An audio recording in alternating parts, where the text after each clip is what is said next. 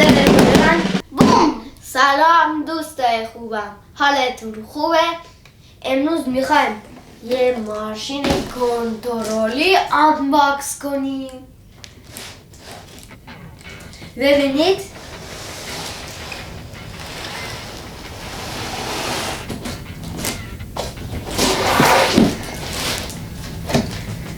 شروع کنیم به آنباکس.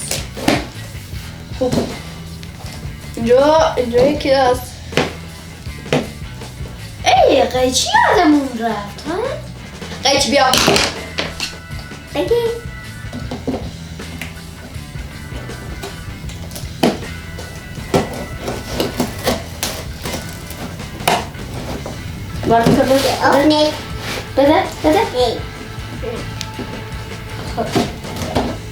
بده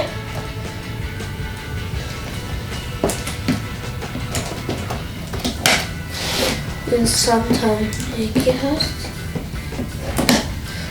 الان شروع کنیم ماشین رو در بیاریم. سایروس از این طرف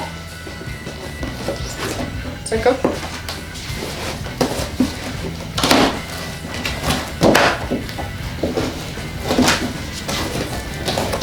ای بچه الان درست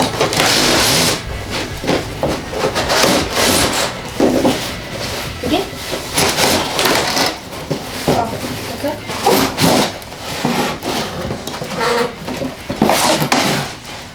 خب این رو بذاریم.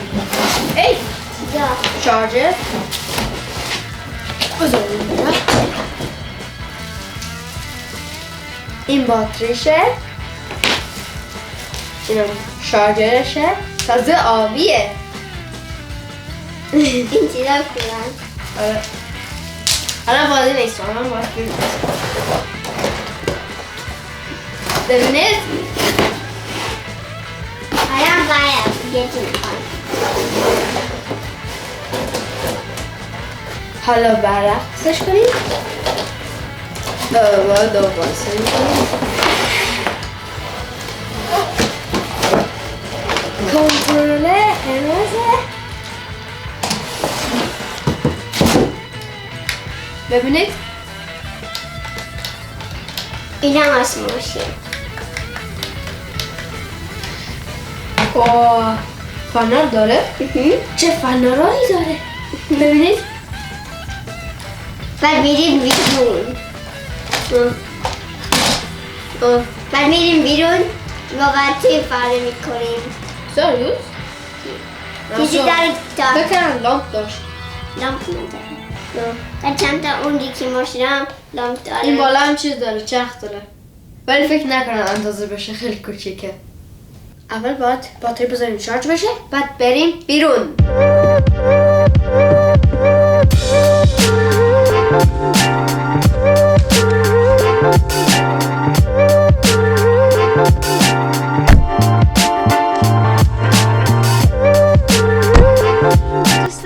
ببینید که جای قشنگه.